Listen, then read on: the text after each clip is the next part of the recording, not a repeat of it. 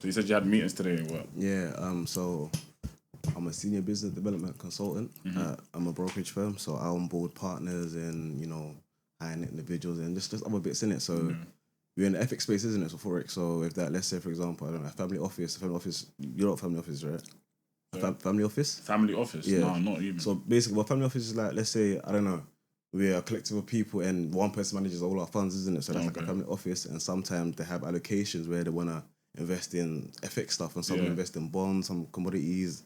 So I had to meet one of them, and they wanted to kind of get into the FX scene, innit? So come, let's kind of onboard them. So that's what my day to day was really, isn't it? So. Okay, so how did you get into that space? What's the story of Mr APM?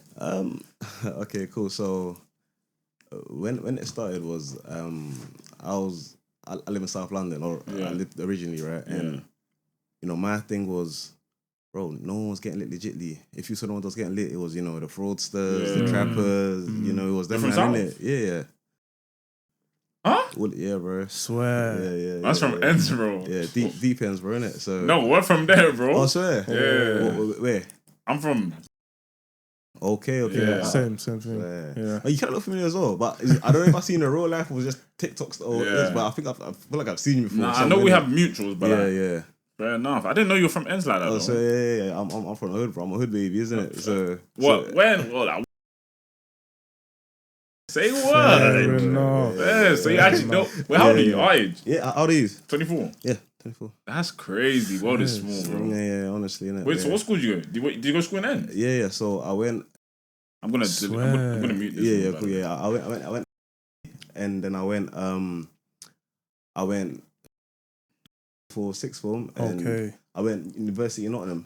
Okay. Yeah. You went Notts? Yeah. Did you go Notts? No, I didn't go Notts, but like I was in Notts. I feel like I've seen you from Notts. Yeah, I was in Notts a few times. I think that's what it was. Still seeing you from Notts, isn't? But yeah, like, again, I'm just a hood baby, bro. And when it's all said and done, my thing was, no one's getting lit legitly, bro. Like when you thought of people that was working, right? These guys were waking up at 5 a.m, 6 a.m, and like my parents and stuff. They're waking up mad early, heavy rucksacks, going long days, come back tired, and like, bro, that's not really what you're on. Do you get me? And at the end of the day, the people that were getting, I said, they were doing illicit stuff and whatever, which is fine, innit? Each their own. But my thing was, be that person that I wished I was there for you when I was younger, and that's the key motivation for myself, anyways, right? Because at the end of the day, if I saw something like myself, I'd have known like, there's other avenues. Yeah. Again, growing up, naturally, you're gonna do what you see. Yeah, exactly. You're gonna hit a trap. You're gonna bang the squares. Truly, everyone's kind of done that, innit? So, but again, the reason you've done it because that's what you saw. Yeah. But if you saw entrepreneurship back in the day, then that would have been another avenue. So, that's what I kind of do now. Kind of push that narrative where like there's another avenue. You don't have to trap. You don't have to. That's why I do a lot of social media stuff now, because naturally, it's all the other guys on social media and like, they're lit off this, they're lit off that. So now it's like, this guy's lit off trading. Yeah. So it's like kind of gives them a hope where like, I don't have to go and do X, Y, Z. I can actually start a business. I can, do trading. I could do something, on the legit side of things, isn't it? So that's why. That's my why, and that's why I do what I do, isn't it? At the end of the day, so that's crazy. Now that we know you're from ends, it's like now it hits a bit different. Do you know what I mean? Now we got more relatable stuff. Do you know what I mean? But that's crazy still. So you started off trading. Yeah. So I've been very entrepreneurial from the start. So in school we studied sweets and all those bits, innit? So we did that for a bit. Then college we had an assignment, and one of the assignments was to create an enterprise business or whatever. So it was mobile car wash. So after that exam, got high grades in that, and I was like, Rod, if I got high grades in it, let me apply it to the reward. Yeah. So after we did that, I started a business cleaning cars in my area. Okay. So this was around I think after college, so during college, so 2018, 2019, I was cleaning cars in the area. Okay. So it was a subscription basis where every 2 weeks I go clean, the people's cars, and I had about 50 cars I was cleaning. Wow. So you see with that now, it's like, right, okay, cool, made some money there. So when I made money there, I went to dropshipping. So this is about, let's say 2020 now, 2018, 2020 now, we did dropshipping. And dropshipping, it was good, but I didn't really know what I was doing too tough, But back then it was like, cool, you get a product, you run ads on like a, let's say, Facebook. You get me Facebook or even Instagram pages and stuff like that. You do a promo and you sell, isn't it? But that was what I was doing. That was very surface level. And my friends I was doing at the time, they were doing like, intense ads, running, pixels and all these other bits, isn't it? So with that, I was like, cool, let me leave it to them and let's kind of get into trading. So with that, I went into uni and I was like, you know what, let me start this trading thing, right? So as we all did, man. Yeah, exactly.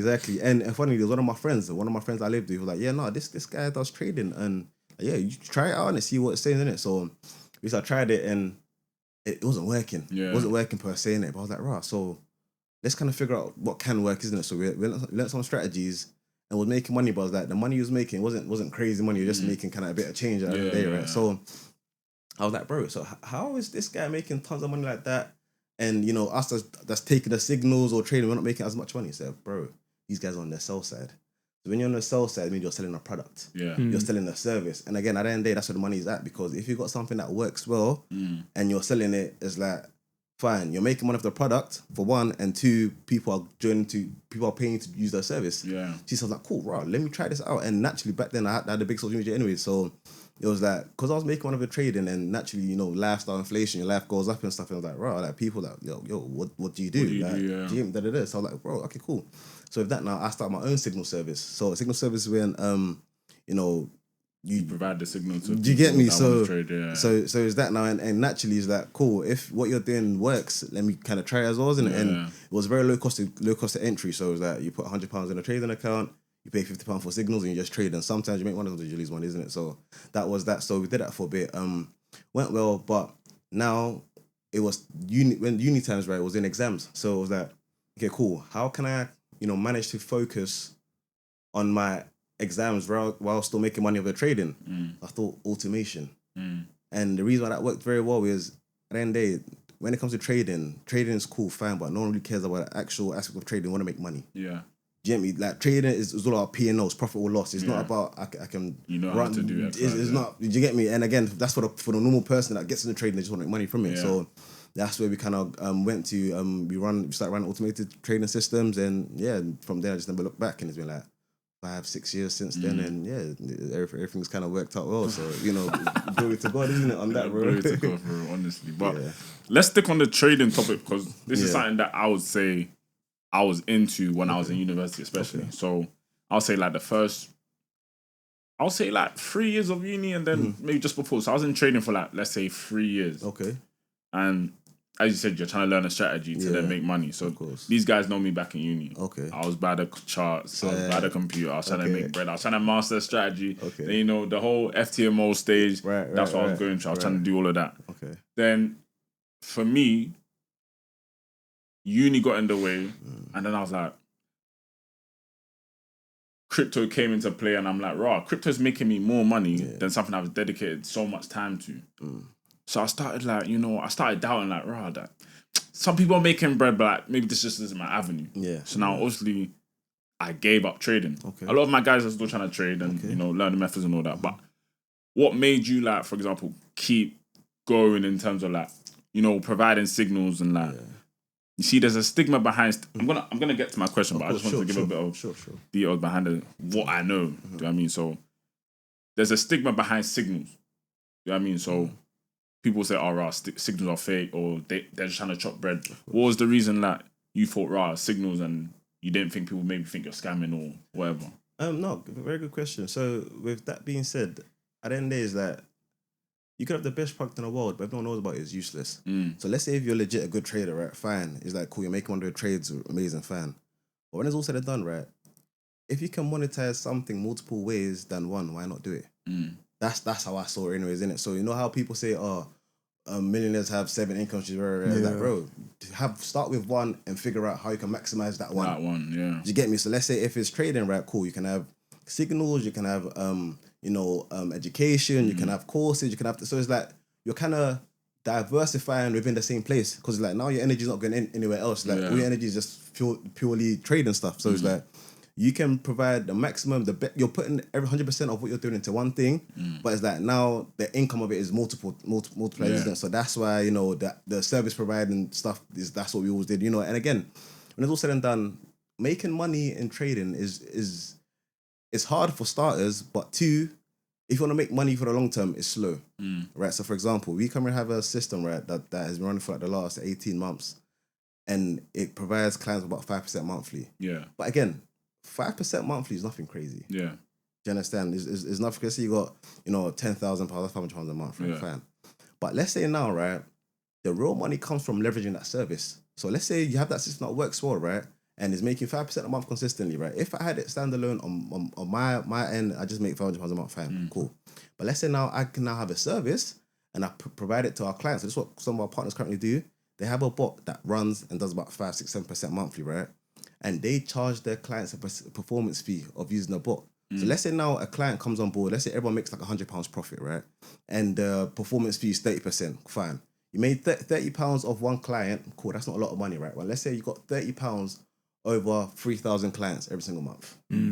That's where the money's made. But even though you're still using the same service anyways, the same thing you was doing to make your 5%, you're doing it, but now you've leveraged it to other people. You're making more money. And again, at the end of the day, the clients are making money now. You're making money. Everyone's happy. You see it. So that is business, bro. Yeah. You know, obviously trading aside, fine, but at the end of the day, everything's business. Everything's P&L. It's profit and loss. Yeah. That's how I see things, isn't it? So if there's an avenue where it works well for myself, I'm going to maximize it and kind of see what can be done else. Because again, if you're winning, I'm winning. Everyone's happy. Do you get me? So yeah, so that's why again, we do multiple services when it comes to the trading stuff, isn't it? So. Fair enough. And then from trading now, you've gone into, what was the role you said? Oh, so I'm a senior business development consultant at a brokerage firm. Okay. Yeah. So is that like a 9 to 5 or is it? Yeah. Okay. It is a 9 to 5. However, because our offices is based in the UAE and I'm currently in the UK as of now, well, I'm back and forth pretty much so. But let's say, you know, I decided to stay in the UK, right? It's a 9 to 5 role, but because of my experience in entrepreneurship, is like I don't do 9 to 5s. Yeah.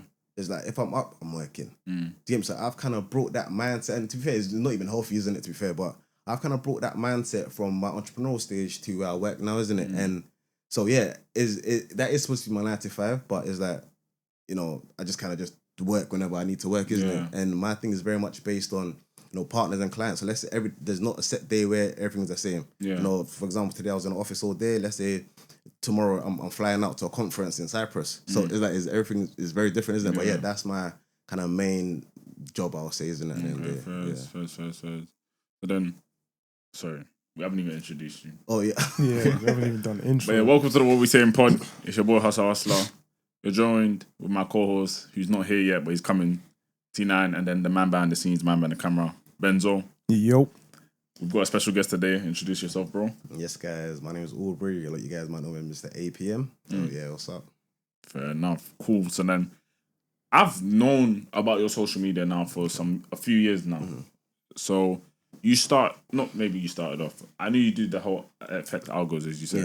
Yes. You also did, I think, renting cars. Yes. Do you still do that, or is that not something you do anymore? No. So renting cars, it looks good, you know, socially, but in terms of the actual logistics and the business of it, it doesn't make sense because you've got a 30, 40, 50k asset on the road and everyone wants to kind of drive it, which is fair, isn't it? You make about 2 bills, 3 bills a day, but it's like the risk on it is not worth the reward.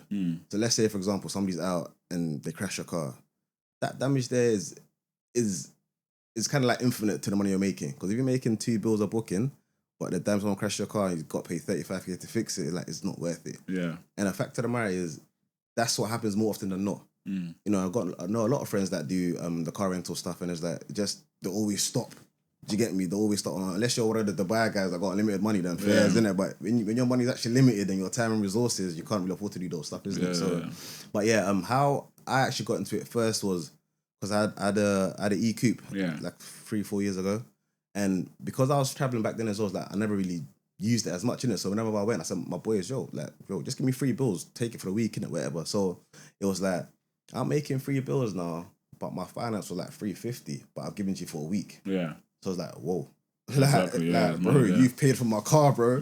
So it's like, I've got it for 3 weeks, I gave it to you for 1 week, and I don't pay for nothing.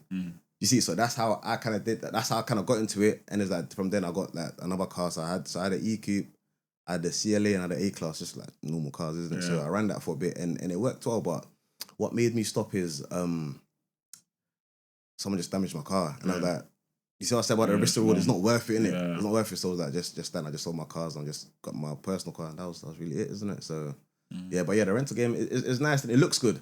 Because for myself, I like cars.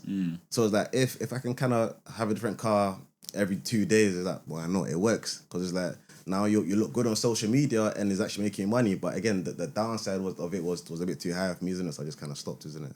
Fair enough. And you went all in with the FX. Yeah, but I've always been in FX. Yeah. So it's like, for example, when I was in uni, I had a clothing brand as well. Okay. So with that, I kind of made a clothing brand for my community. It was called Val D'Argent. So Val D'Argent basically meant like Money City.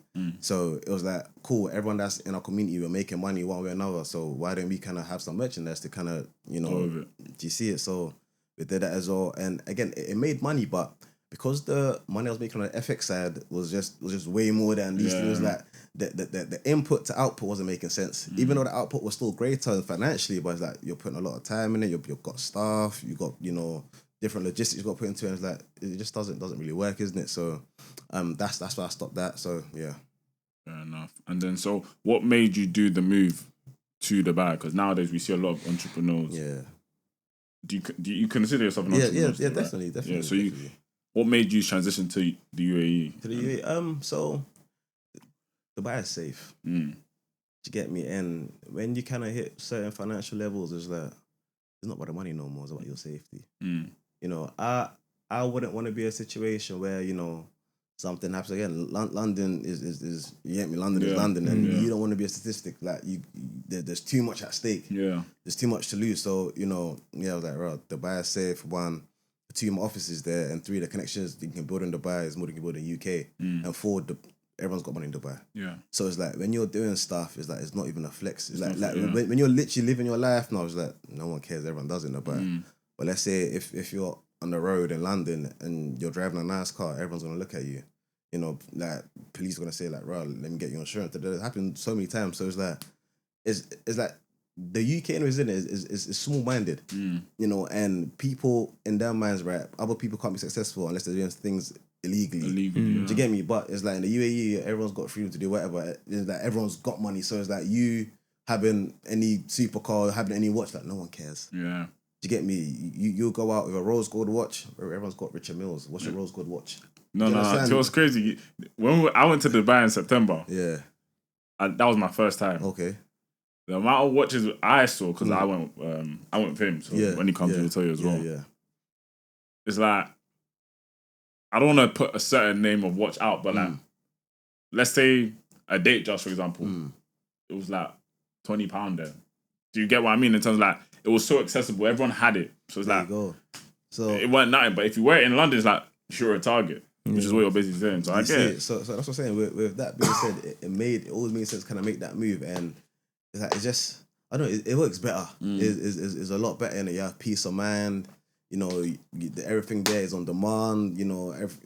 Proximity of things are good. You meet new people, better vibes, isn't it? And yeah, Dubai is just better, isn't it? For me personally, the only thing that I come back for the UK is like my family. Yeah, I've got family and I've got a few other business and partners that I work in the UK with, so that's really that. But if it wasn't like my family, I would definitely be in the UAE full time. Obviously now I'm there more often than I'm not in the UK, but yeah. I can only speak for myself. Yeah. Transitioning to another country, did you know people there before you went, or was it like, how was that? Yeah, so I'll describe myself as a popular loner. Okay. I like to be by myself, bro. You get me? Because, maybe because of the UK mindset, is like you don't know who's who or who's thinking what at the end of the day. So it's like, yeah, we know people and, we can connect on, business levels and stuff like that. But when it comes to like, closeness, proximity, it's like, I do things by myself, isn't it? But yeah, so I know a lot of people there, lots of, business owners, entrepreneurs and stuff like that. But it's like, for me, when I go there, it's like, I'm going there to work. Whatever kind of goal I need to achieve, I just go there and I just achieve, isn't it? So, for example, when I last went to the UAE, we had a conference. We had a conference with a retreat with our partners. Went there, we had an expedition for trading stuff. I'll probably show you a video, you can kind of put it up in it and you can show the people. But yeah, it's like, just go get what I need to get done, and afterwards I just go back home. Yeah. You see it, So, okay, cool. So then, I'm just putting down the timestamp for that video thing. Okay, cool, so, sure. Just let me know. But we have a lot of younger viewers now. Okay. So people are in university and all. Okay. So you were in university making a good amount of money, I assume. Yeah. How did you stay on the path of did you finish uni? Yeah, I did. So how did you stay on the path of let me finish uni instead of, chasing their bag. No, Yeah, because I would have dropped out if I was making it. You know what I mean? A lot of man would drop out and just be like, nah, like man's making bread here, so you know, for me, it was a reverence to my parents. Okay. Fair enough. I think 90% of us did that, yeah. Same, like, everyone got this for the parents that was in it, but for me, it was like how my parents are. They're very much, you know, traditional, and education is big for them, isn't it? So it's like no amount of money you was making really mattered at the end of the day, you know. And in the Bible says, you know, honor your parents, isn't it? So if that honoring is you want a degree, for sure. If you want that photo in your front room, I'll get that photo for you. Yeah. So it was like fine, fair enough. So I did first year. Then I took second year out, so I deferred a year. Yeah. So that second year is when I really went hard on business, and I really blew very hard in business. It's like, well, I think the COVID year, so 2019, blew hard in COVID year, and I was really not saying, yo, I'm not going back to uni. But obviously, you know, because I said that my reverence, my parents, innit, I like to kind of just follow whatever they say in it, because again, they've never told me something that was bad for me, isn't it? Yeah. So, and again, funnily now, even though I don't use my degree, I know when I, you know, got, you know, hunted for the consultancy role, they looked at, yo, this guy has got qualifications. Yeah. Even though, you know, I might not think it, I might think, oh, it's just my metrics, my results, that kind of as what they wanted me, but it's like my degree definitely held a place. Because I asked the HR, like, yo, like, why did you pick me out of all these people? Said, yo, you're an outstanding candidate. And I said, like, what made it outstanding? You went to school in UK. Yeah. Do you see it? So with those things that, as I said, innit, when my parents was telling me, just go uni and finish it, I was thinking, whatever. But to where I am today, that uni degree helped me to get where I need to get to. 100%. Even though I don't think it helped directly, but yo, that's what the decision maker said, that's what helped, isn't it? So would you still recommend uni to like people nowadays? Because for me, I can speak for myself. Yeah. As much as I don't feel like my degree specifically got me where I am today in terms of like the roles I've got to, I thought it was more down to experience.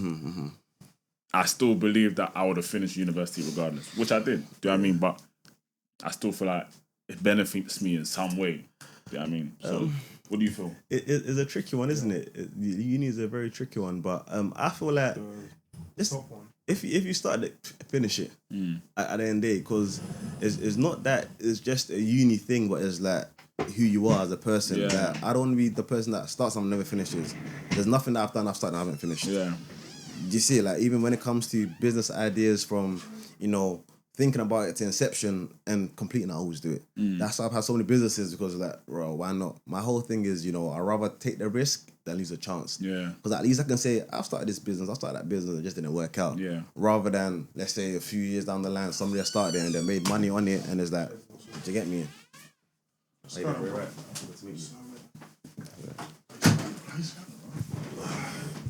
Don't let me interrupt. You've already interrupted, bro. Apologies, man. That's all right. Traffic, you know what I mean? But, oh yeah, this angle's definitely off. How? It should be more towards your side. Do you want to change it now, or no? Wait, towards. You see, there's so much space. I'm gonna keep all of this behind me. I can't be able to his side. edit this. You see, there's so much space on his towards his left. Yeah. Just move it more towards me, I think. Just what I said. That's calm. That's calm. Yeah, leave it. What were we talking about? Okay, so we'll go on to the topic of uni. Okay. So quick backstory. I'll do the backstory. If you want to, No, sure. You got. So backstory is we're all from the same area. That's the best. Okay. Yeah. All the same area. So my first question was, so how did you, get into this space, or what's your story really? Yeah. So it's just, normal guy from South. You get me? The only guys that are lit are really the guys that are doing wrong. Do you know what I mean? Do you get what I'm saying? Yeah. So it's like a lot of us guys that didn't go down that path always thinking, how do I get to that stage of, making some sort of bread? Yeah. And yeah, he found his way. FX was there. He didn't start off with renting cars, but he started off with FX. Yeah. Then money came, renting cars out. Stopped that, Then, went full-time with the FX thing. Graduated. So now it got into my question of, why did you continue with the whole degree situation now? If you're making that a lot of bread at the time, why go down that path? Yeah. You know what I mean? So, again, let me just lead on to my next question, really, because I can't remember what I was talking about. Right, but, so the whole, because your role again, sorry, what was the role? So I'm a senior business development consultant at a brokerage firm. Oh, okay. So he still has a 9 to 5, but he's still very much entrepreneurial. So my question is, why go down that 9 to 5 route? Okay, so what I do specifically is very much hand in hand in my business. So my actual niche in my business that I was doing is AI consultancy anyways. So it's financial technology. So let's say, for example, now, right, I provide AI assistance for trading softwares, right? The trading software needs a broker to partner with. So let's say, for example, if I want to deposit money, I need to have a bank. If you want to trade, you need to have a broker. So it works hand in hand. So it's like now, when a client comes on board, right, I can offer them the back end and the front end as well. See, like let's say, for example, if I didn't work in a brokerage, I could just offer you the front end. But all the brokers, so I can offer it to you. But like now, when I work with partners, I can offer you affiliate deals, I can offer you rebate deals, I can offer you everything that you can need on the back end. Let's say, for example, you're trying to sign up and you have an issue with your KYC. I just tell operations, yo, this client, they patent it. You see what I'm saying? If you need a special account that has, you know, no certain margins or whatever, it's like operations, let's sort it out. If you need an account that has raw spreads, operations, sort it out. So is that ability is I've now leveraged my 9 to 5 position into what I do anyways. You see it? So it's like now instead of me offering you one thing, I could offer you two things. You see, so that's the beauty of it, isn't it? At the end of the day. It is like, imagine I'm selling your car, but I can also sell you car finance and car insurance. Which is what these car companies, what are they called? They're these brokers. Yeah, these dealerships, this is what they will do now as well. They will make commission off the finance, they make commission off the sale of the car. As you said before, it's about making more streams of income from that one income. Leveraging everything. That's the beauty of it, because again, at the end of the day, you don't want to stretch yourself thin. That's the worst thing you can do. But then my rebuttal to all of this is your entrepreneurial route is what's gotten you to where you are. Of course, yeah. Now, a lot of guys would see you as an entrepreneur before a 9 to 5, which is obviously what you are. Definitely. Now, would you say that 9 to 5 could get you to the position where you are without, let's say you still managed to get into this 9 to 5 route? Yeah. Do you believe you would be able to have the things you have? Not at all. Exactly. So now my fear is with a lot of kids nowadays that they don't value the 9 to 5. And I'm sort of in the limbo with it. I still feel like you can get to a position of, you know, high net worth or high amount of income from a 9 to 5, but I don't think you can ever get to like the next stage of quote unquote life without that, you know, business or that side hustle or that whatever. So yeah, what's your thoughts on that? No, I mean I agree on that. I'll say again, it's all about leverage at the end of the day, right? Let's say, for example, right, somebody in the position I was in terms of like having AI assistants, right, you could probably make, I don't know, like 100 grand a year, which is great. But in the position that I am now in my consultancy, I can make 400 grand a year. You see it? So it's like everything works hand in hand. And if you know how to leverage it, it works.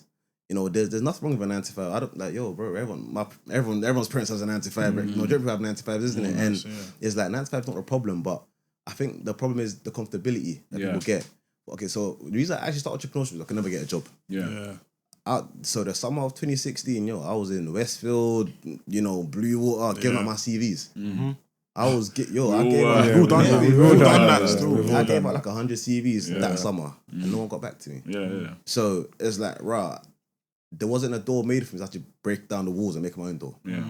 That's how I started entrepreneurship, isn't it? So again, like, and I'm grateful for that, because who knows, maybe if I worked in Primark or I worked in JD, I wouldn't be an entrepreneur now. Because I'd have been comfortable, my bills are paid, it's fine. So the drive for me to kind of get something going for myself is kind of what I kind of use now to do what I need to do further in life, isn't it? Because again, I said then, it's like, yo, why am I not getting a job?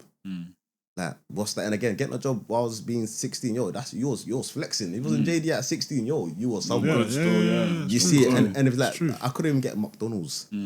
So I was like, now I need to figure something out. Do you get me? That's when all the entrepreneurship started. But yeah, back to the 9 to 5. Yeah, bro, 9 to 5 is great. Can't lie. It's all about leveraging connections. The connections I've met in my 9 to 5 role now is like, yo, if I was to come up my 9 to 5 position, I'll have something lined up the day after. Do you see it? So, life is all about, connections, leverage, and whatever have you. So, as an entrepreneur, I've met more people in the 9 to 5 space than entrepreneurship, because I told you, I kind of just do things on my own, isn't it? So, even though I met great people while I was entrepreneur, the 9 to 5 kind of shows you the hierarchy of things, isn't it? Like now I meet directors of big companies.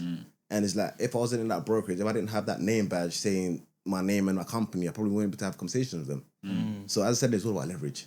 You know, you can see how that thing benefits you, and if it works for you, go for it and you do it. If where I wasn't going to be a benefit to me, I wouldn't do it.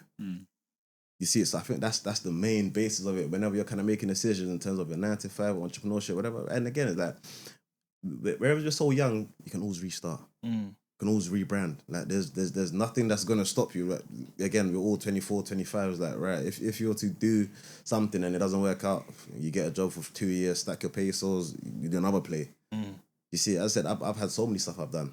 You know, within entrepreneurship spaces, like, but the ethics just worked for me and I just stuck by it. You see it, so yeah. You see, everything you value in terms of what you're getting into, discipline, hustle, whatever it is, does it reflect in what you look for in friends or a relationship, or are you a bit more laid back? Good question. So I get a lot of stick with this with my friends and stuff. I was like, if you don't kind of benefit me, why am I gonna put my energy and time towards you? Not in a disrespectful or not in a usage way, but it's like, if there's literally no value exchange, why am I doing it? Why are you gonna buy a car if you're not gonna drive it? What's the point? And I see that in friendship relationships as well. It's like, yo, can't lie. If we don't edify each other in whatever way, maybe I might need someone to speak to, someone about business and advice and stuff. Yo, I'm gonna have that person to have that conversation with. But it's like, if you offer just, I don't know. I don't see value in friendship without any benefit. Like there's what, somebody to go party with, and like, it's cool and stuff. It's like, I don't know. I need someone that is kind of on the same, you know, got the same mindset, the same journey, because it works. Like, we're all going together. Let's say somebody is, you know, left wing, somebody's a right wing. Like, how do you guys go together? It doesn't work. And sometimes I want to be speaking to people. Let's say I'm telling you about my goals and stuff, but like, you're telling me, all right, bro, he's bragging. Bro, I'm just telling you my goals. I'm just telling you what man's achieved. You know, it's interesting you say that, because I feel like not every relationship can be transactional, as you're saying, because I feel like to have a balanced overall life, there's got to be that side to you that's transactional, whether it's business, whether it's work, whatever it is, and then there's home, for example.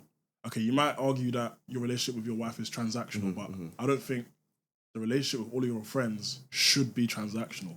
Like, for example, if your friend works a 9 to 5 in fashion, they can't necessarily offer you anything. Off that basis, you wouldn't be friends with them. No, but you get my point. You could be a great companion, a great person to speak to, great person that can listen to my problems. Yeah, so okay. That I'm talking about value, and it's not always monetary. Yeah. So if you can offer something, but some people can't even have a conversation with. Yeah. You see, that's the thing for me, isn't it? And you know, I really value stuff that's valuable. You know, not saying not everyone's valuable, but obviously everyone's valuable in their own way. But it's like, what I value might not be what you value. That's what I'm saying. It's different. Like, and again, I haven't got any friends that I went to school with. Obviously, we have each other on socials, but I'm not gonna call you for anything. I'm not gonna call you to check up and stuff. As in Zero, bro. As in secondary school, primary school. Secondary, primary school, sixth form. Zero. But I've got like 3 friends from uni. Yeah, bro. Raw. And my thing, as I said, is like, because of the stuff I do, the nature of the stuff I do, like, I'll have conversations with you, but like, yo, Brody's bragging.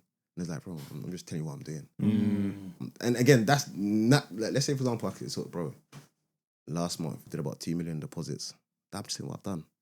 But if your mind can't conceptualize or comprehend that, nigga's bragging. It's like, bro, I'm just telling you what I've done. Yeah. You see, so it's like, to kind of alleviate all of that, like, we just don't have those conversations. Yeah. I just won't kind of tell you, like, it's whatever in it at the end of the day. Because if I'm going to have a conversation with you and it's going to make me feel like I'm bragging towards you, which I'm just having a conversation with you, it's like, why am I doing it? Yeah. So would you say you had to, like, growing up, trim your circle more and more as you got to the level you are now, or?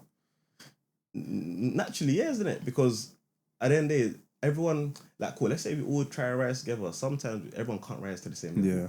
And some people get left. That's the reality of it. It's like, and not to kind of make it sound transactional again, but it's like, if we are all still rising and, you know, somebody's kind of lost motivation and they've kind of like slowed down, as a friend, do we slow down with them or do we kind of go forward?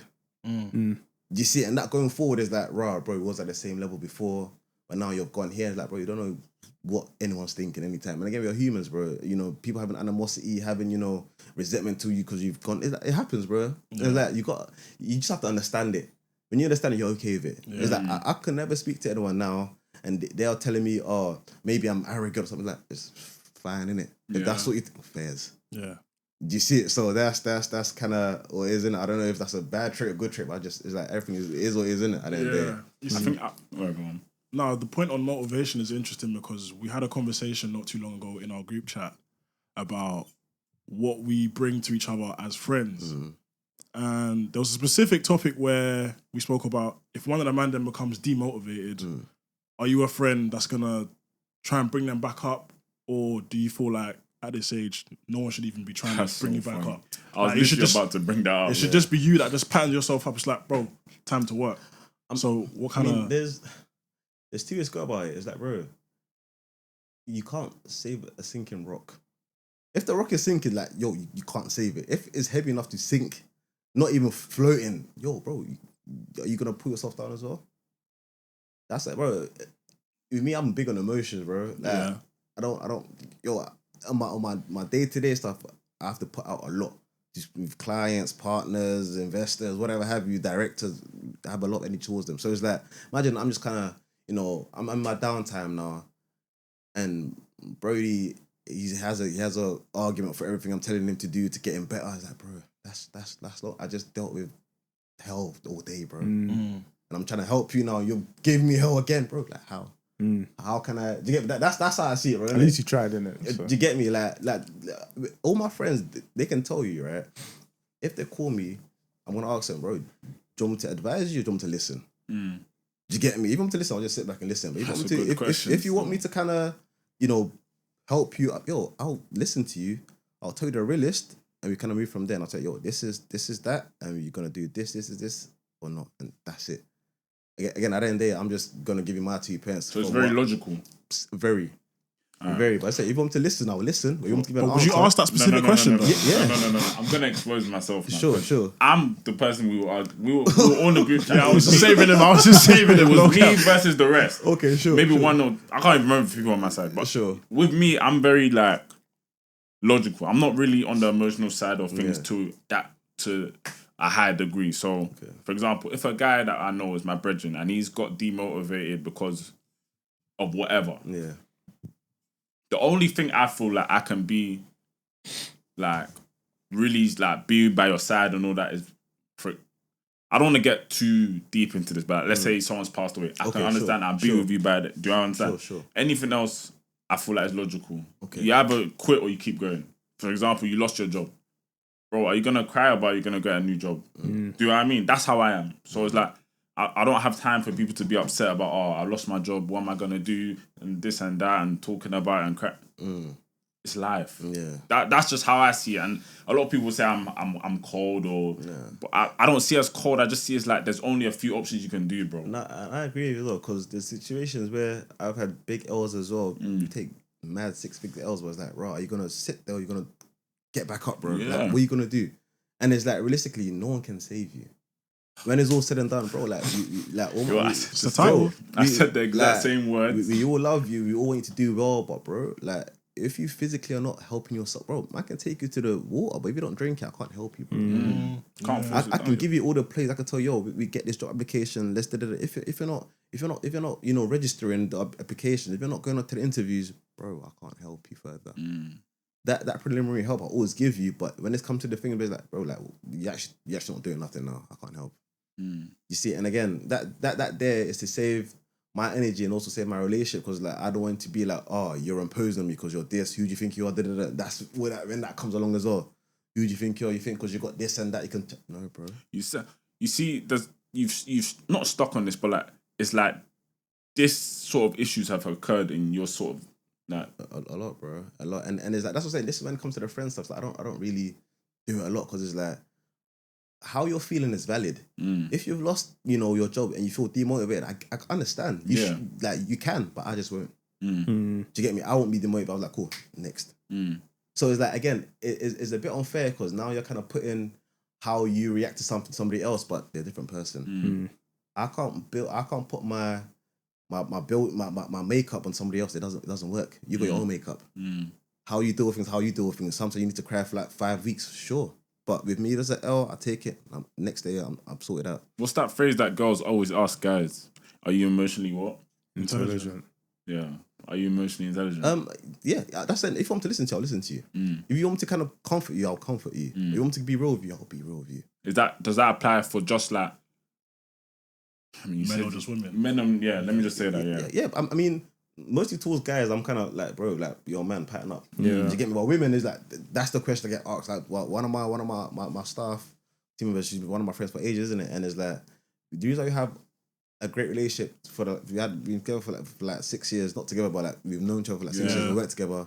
It's like, she understands me in the sense where, yo, whatever this guy's gonna say, it might be harsh or whatever, but yo, he's telling me for the good. Do you get me? And sometimes that's the person I was saying about what, do you want to listen? She'll call like, so, yo, she'll be texting me like 10 texts, say, yo, bro, do you want me to listen to you? Do you want me to console you? Or do you want me to advise you? She says what she wants. I said, fine, sure, let's go. Do you get me? So that's just how it is. How is that dynamic of? You said that they work for you, right? Yeah. So okay, so the dynamic. She's I'm Christian. She's Muslim, isn't it? So that barrier doesn't ever get mixed in it. So it's like it's platonic. Yeah. But like, how does it work in terms of they're your friend and you hire them? How did that work? Were you friends before? Or was it like? Yes. Obviously, we were friends before. So, however, her skill sets. Okay, cool. Some people are good workers. You know, I said that to her all the time that she's a great worker. Because again, if I told you to, start a business, she wouldn't know what to do. But if I said, I'm gonna start this, and I need you to do this, she'll do it perfectly fine. You see, so with that, is what I said about leverage again, is like you gotta know where people's strong points are. If your strong point is here and we can kind of make, money together in a business, sure, I'm gonna pay you for whatever you run, and whatever you run is gonna equate to money to me after as well, so it works. You're winning, I'm winning, we're all winning. You see, and your skill set is being used. And with this, she hasn't had a traditional job forever because I pay her enough to do what she does. Yeah. You get, and now speaking about it, it's a bit funny because when she kind of gets into the job role, she finds it hard because like with me, I'm just chill. I just say, yo, I just want A, B, C, D done. Get it done your own time. Happy days. But whereas now she's in a work environment, like they got deadlines, they got this, they got that. Yeah. You got to be in the office, so it's a bit hard of a dynamic for her work stuff in it. But yeah, in terms of relationship, it's just cool. She has a dad that was one of our biggest investors in certain projects as well. So it's like it works. Like, yeah. Bro, relationship is key, bro. I gotta tell you, bro. If I'm helping your daughter, sustain some financial, income from whatever she's good at, and you as a dad that you got dough ready to invest and stuff, why would you not do it? No. Do you get me? And yeah, again about relationship, I've been working with these guys for the last 5 years. Just working, bro. Flying straight, never missed a payment, nothing like that. You see with your staff, are any of them your boys? No. Is that intentional or not? Not intentional. I mean, one, they might not be able to do what I need them to do, and two, guys got pride and ego. That was my next question. And guys got a lot of pride and ego, and it's like because we're boys and stuff. Like there's Aubrey as a friend, and there's Aubrey as your employer. Yeah, it's two different people. That's what you got to kind of understand and mesh. And it's like, bro, it's the certain guys got egos. It's like, I wouldn't want to ruin I don't have a lot of friends like that anyway. So the friends I do have, I'm not going to ruin a relationship for business or money. Like, it's calm. You just be my boy. If you need something, I can help you with it. But it's like, in terms to, be my staff, I wouldn't take no one as my staff. You can do projects together. You offer what you need to offer. I put in what I need to put in, fine. Yeah. But in terms of, I pay you because you work for me, I wouldn't do that. Yeah. Because it's like, now they can build resentment. Do you get me? I'm not... You get me? I'm not. I don't want that. Because when I try and picture the conversation between me and my boy, and I'm the employer, he's the employee that needs a job, I can't see it not going smoothly. Sorry, I can't see it going smoothly 9 times out of 10. Yeah. Because most men are going to get their back up like, what? So you want me to work for you as your boy? Some men are calm with it, but most guys, realistically, there's going to be something that just... Like, it's human nature, innit? At the end of the day, like, there's nothing wrong with that. Like, if my boy told me, like, again, my boy to work for me, I wouldn't feel type of way in it because I know, I'm going to use it as a stepping stone to kind of get something better in the future, fine. But some people just don't see it like that. Yeah. And again, it's fine to not see it like that. It's not the end of the world. Yeah. But I can't let, your mindset kind of affect me in that regards. Like that's not what I want to do, isn't it? Yeah. So where my partners, some of my boys, they wanted some investment. I just give them investment. Yo, sure, fine. One of my close guys that I went uni with, he wanted to do some jewelry business, and I was so happy because I was trying to get him to entrepreneur space, but he wasn't on it. But he found his kind of entrepreneur space and jewelry. I was like, bro, take this. I'm investing in you. Let's run it. And he runs it. Does it well now. So happy days. So that's not me, you know, being your employee, but that's me helping you where I can. Yeah. You see, and when I've helped him where I can, it's like he makes money now, what he does now, and it's good. Did you have to ask you for that investment? How's that work? Yes. So I didn't know. He's very private business. I didn't really know what I was doing, isn't it? So he just said, "Oh yeah, bro, I'm doing this. I've got one big artist that needs like a chain made, isn't it? However, how the business works, from my understanding, is you need to buy the gold, the materials, and obviously they paid for the labor. But obviously, when they give you a deposit, the deposit covers like half the material. So you need the other half to buy the material. And if you didn't have it at the time, yeah, bro, sure. Gave it to him. He made the jewelry for the artist. The artist paid him, paid money back, and now he has his own capital to do bigger deals in the future. So yeah, that was how it worked, innit? And what made you trust like him to give him the bread? The relationship I have with people, you don't rub me out for money. You wouldn't rub me out for money. Like if you would, then that's a big mistake, because it's like if it's like 10K, it's not actual money in the grand scheme of things. 10K is money, innit? Don't get me wrong, but in the actual grand scheme of things, like in the future, bigger deals, if you're gonna rub me out for 10 bags, what's the point? Because you could have got more. Oh, really, like a short-sighted? Yeah, very short-sighted. All right, okay, Like, do you get me? Like, if you asked me for money that yours low, I would have given you that anyways. Do you get me? So it's like, if you're gonna ask me for, you know, a business loan and you take that run away, it's like, bro, that same month you wanted to loan, I would have given it to you because you're my friend. You see, so it's like, it doesn't make sense. It's very short-sighted, isn't it? So yeah, with that. But again, I've also had people that, you know, I've met within the last 2 years, I've given them money and they just disappeared as well. So it's like, it happens, isn't it? And it's like, that day, I just like, it's my fault, because it's like, right, I must have misjudged you. You wasn't it. I thought it was a good you, and you wasn't. Yeah. So that's really that at the end of the day, innit? Like, again, that's it. The money's like doing things, you know, illicitly for money in terms of backdooring me is like, like you're just shooting yourself in the foot, isn't it? Because where we are going, this is just the start. Yeah. What we do now is very much the start. So it's like, you know, we look to the future, you know, the next 5, 10, 20 years, we're gonna, God willing, we're gonna do bigger deals. So you kind of doing stuff like this for like 5, 10K, it don't make sense. It's like, right, I'll pay that to not be my friend no more. That's how I see it as, isn't it? So, you know. Do you find it easy to switch off from work? If so, what do you do to switch off? So before you came, we were speaking, right? And I've been an entrepreneur for ages, right? Yeah. So my thing is, from when I wake up to when I sleep, I work. Yeah. Do you get it? So the actual time I actually had like a balance that when I had like a girl. Because naturally, you know, women, they want you to do this with them, do that with them. Do you get me? So naturally, that's why I had a balance, innit?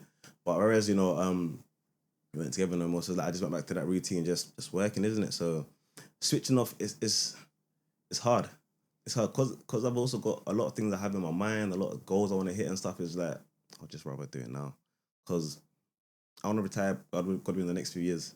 So how my brain works is the traditional age of retirement is like 50, 60. Why don't you kind of condense all those years into now and you retire now and you have a great life for the rest of your life, isn't it? So that's why I just go hard, put in the hours that is needed and make it work. And for me, I think that's the best thing you can do. Do you ever struggle with like burnout then, if you don't like find the time to like step away? Burnout is real. I receive it myself. Burnout is real. But when I get burnout, I just kind of just travel, kind of, you know, have a new sight of things. I just come back and work again, isn't it? So, but yeah, now within the last 6 months, I've kind of shifted. Instead of working 24/7, I just work Monday to Fridays, and the weekends I chill. Okay. You see, like, bro, Saturdays, Sundays, clients online. In the past, but now it's like, cool, Saturday and Sunday, I don't check my phone no more. In my business phone, that's put it away. So I mean, again, I guess that I'm kind of getting to that balance level, but I think because I've kind of achieved what I need to achieve and I'm okay where I'm at, is I can afford to take those breaks now. Yeah. You see, like, weekends is a luxury. You see, having weekends off is a luxury. You know, again, when I grew up, I see also my parents working every day. Yeah. You see, so to kind of be able to take a weekend off is like, you're doing okay now, so fair, you deserve it. So, see, there's a lot of tweets, you know, like a Sunday night, you might see someone say, oh, like, tomorrow's Monday again. Yeah. Do you look forward to Monday? I love on the contrary, Monday, you look forward to it. I love a Monday. I hear it. All my partners love Mondays. And the reason I do is because the market opens. When the market opens, you're going to make money. I hear it. But it goes on the weekend. Yeah. So the market closes on the weekend, like, you're chilling. But when one day, the market opens, isn't it? So it kind of works like that still, yeah. Do you ever see yourself in front of the charts? In front of the charts? In front of the charts, Oh, no, so the last time I actually placed a manual trade was like 2020. Right. So as I said, my whole thing is automation. if you have a business that works, automate it to the maximum. So I tell that advice to anyone. Forget if you're just trading, whatever you guys doing, you guys can automate it because it makes your life easier. Right. So how I actually made the bulk of my money is automation and FX. So we have AI systems that trade for you. So I was saying earlier, people don't get into FX to kind of learn how to trade. FX is profit and loss. You just want to make money. So if you can kind of alleviate all that learning phase, that testing phase, that losses, you can kind of get straight to the profit. It works. This is what we do. You see it? So we run automated trading systems for our clients and we just charge them a percentage of the profits afterwards. Oh, okay. Yeah. So instead of you going to the markets, learning whatever you got to do and you take losses, you got to have that whole learning curve, then you be profitable after a few years. Like, bro, you have to make money, right? So you just have your initial deposit, you have an AI systems, we run your system for you. And whatever money you make, we charge a percentage of the profits. All right, so you trade on behalf of them, kind of thing. Technically, yes, but it's not us; it's AI. Yeah. That makes sense. There's AI bots just executing trades every day. Okay. So cool. So moving away from like the whole business side of life, I know you said you don't like to chill, but everyone likes to chill. Sure. For me, I like partying. Okay. I haven't partied in a long time, but I like to party. Sure. So, as my hat says, what is it? Okay, work hard, play harder. Nice. I like to play. So, in Dubai now. Mind games, what? I like to play. Okay. Go on. But yeah, now, cool. So, living in Dubai now, we obviously have seen the hype. We've experienced it to an extent. How is that scene? The clubbing scene? Everything out there. What is it like? So, Dubai for me, I'm not a tourist anymore. So like when I go there now, I was like, I don't like clubs. Not I don't like because I'm who I am, whatever. It's like if you want to listen to music, you got speakers. If you want girls, you can get girls. If you want drinks, you can buy drinks. Or at a fractional rate, then going to the club. Do you get me? So the last time I went to the club in Dubai, I was like, I don't know, 2021, 2022. And it's a blast, don't get me wrong. Like I've been there. We've like there was a night, like 30 bags. In the club, so it's like, and again, the reason I probably don't like it, now is just as fast as like a chicken. The reason I don't care about it now because I've had that. Done that phase, yeah. Because when I say obviously taking a pinch of salt in it, not that I haven't done it before, I've done it, and it's like because we've done it at such a high degree, it's like, bro, when we look back, we could have bought a yard, bro. We could have bought, and that's it. We could have got a car and just left it out, let it rent in Dubai. Yeah. You see, so it's like when you've done that now, you're kind of you're better with your money, and I feel that's where I'm at now. But anyways, going back to the Dubai stuff, Dubai is cool. Dubai, you can club every single day of the week if you wanted to, but it's like, what's the point? Like for you, what do you gain from clubbing? Would you say like have a good time, shows and stuff? What do I gain? Yeah, like you like the shows, you like this and that, right? Yeah, the shows are nice. Sure. In Dubai, somebody will do 10 shows on you. No. Oh, we've seen. Did you see it? That's what I'm saying, bro. Like somebody will do 10 shows on you. Yeah. And the girls that's on your table, they're all breaking legs to next table. So it's like, bro, like, what's the point? No, that's as I said, Dubai was a humbling experience. Yeah. Ever since Dubai, I don't think I've been into a club in London. See? I think I've been once for a birthday. Yeah. And we didn't do no shows maybe one, but it was not even that. Again, innit? Like, don't listen to me, innit? What I'm saying is, you have to have experienced it. You have to have gone through it. And now it's like clubs. You could not drag me to go to a club. Like I couldn't care less. You get me? Because again, I said, innit? If you want, what's it called? Music. You got speakers in your house. You can play nice music. If you want you got a girl, you just shout a girl, come link me. If you want to drink, then sure, bro, you can just buy a drink. Again, that's if you go club to kind of get bottles, Why is a £30 drink £300 in the club? Yeah, it doesn't make sense when you deep. Do you understand? And even sometimes, you're not even Gareth side, bro. You go to club, you're walking home, bro, with nothing. So it's like, bro, you get me? So it's like all that stuff. There's that. For me, I don't know. Maybe it's just the entrepreneur, the maths in my head I'm doing, but it's like the kind of enjoyment that you get from a club, and you can get it for a fraction of the price and just kind of still enjoy it as well, isn't it? So, but again, I said you have to have been there to have done it. Yeah. So when it comes down to like dating, for example, are you looking for someone that's more? Because there'll be a lot of women though. So like, is there a thing where you'll be looking for like someone that's similar to you in terms of they ain't really on the clubbing thing no more? So was there a thing where it's like they come to do their thing, innit? Yeah, definitely. I mean, you know, if I'm gonna date, you have to be equally yoked in everything. So I can't be, not that I'm inside, but it's like, that's from the Bible. What was that? That's from the Bible. Yeah, exactly. So it's like, I can't. Why are you laughing? Are you proud of yourself? No, what? Do you know what I'm saying? There was no need to. Okay, mate. Listen, bro. Look at thou shalt not judge. These are you guys. Fair enough. Oh fair my. enough. No, equally yoked comes to me as the Bible. So reference the fair Bible. enough. Yeah, fair. So, but it's like, if let's say for example, right? Let's say my goal is, you know, I want to have, you know, a property portfolio of like 30 million before 30. Why do you want to go out and spend X amount? Why do you want to, you know, have Chanel bags? And like, it's fine though. That's lovely stuff. Girls having Chanel was amazing, but it's like our minds and our goals are not aligned. Okay. At the end of the day, and you see me, I'm so big on alignment. Because if you're not aligned, like, a lot of things can happen negatively, you know, and when it's all said and done, it only affects you. You know, if you're with a girl that, you know, you're misaligned with, bro, at the end of the day, you're going to get drained financially, mentally, and everything. Is like, what's the point? And when you're fully drained, that girl's just going to go. That's crazy, bro. The return on investment was poor. Did you get me? That's crazy. So it's like, from where I am now, it's like, if I'm to start dating or whatever, it's like, it's fully on the, we're on the same path thing. But it's like, because I'm very much up and down with work and stuff, I don't date. And the reason why I don't date is because a woman needs you there. A woman needs your attention. A woman needs, and it's like, I understand. I get it. Money is cool, but the money doesn't kind of, you know, bridge that gap between the attention the woman needs. Because if you're not giving it to her, she get it elsewhere. When you find out, you're just gonna be paying in unit. So it's like, it's not worth it. It's not worth it. And again, I say, like, you got to be okay with that. You know, if your girl, like, your women always say, oh yeah, she's happy with you, you know, not da-da-da, but it's like, bro, like, a woman physically needs you. Yeah. Like, and my life is so up and down. Again, we're 6 months into the year. My travel tomorrow is my 14th travel. In the year? For the year. Fair. Bro. So that's what I'm saying. So if that, like, no one will be okay with that. Not that they don't want to be, but it's just, you know, the emotional side of them, it doesn't work. Yeah. So what do you need to get to, or where's the goal that you don't do that anymore? I thought my goal now is not financial anymore. It's about, you know, being, you know, having the same mindset. Know that, cool, we're willing to kind of, you know, not live the fast, like, we're willing to not have the kind of nice things in life for now. But again, it's like, what are the nice things? Like, but the nice ones was like just super expensive stuff that you don't need. It's like, if you can kind of, you know, condense all of that to kind of just have like a nice normal life for now and just kind of work it out over the next 5-6 years, the return that you're gonna get is gonna be immaculate.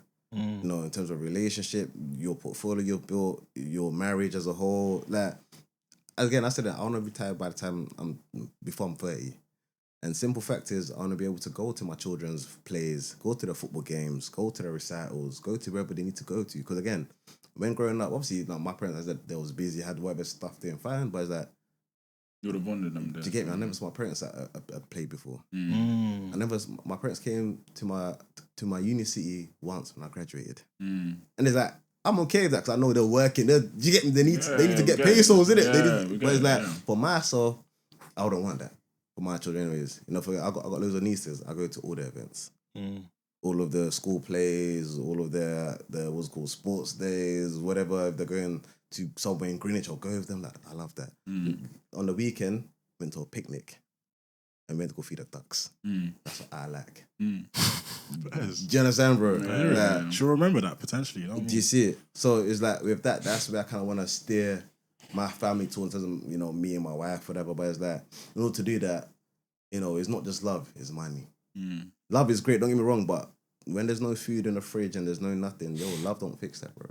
You get it? So it's like having a balance. You know, having that balance of, you know, that financial stability, that, you know, portfolio, like having your portfolio good. Because again, I don't know, anything can happen at any time. You can have a high paying job today, it can be gone tomorrow.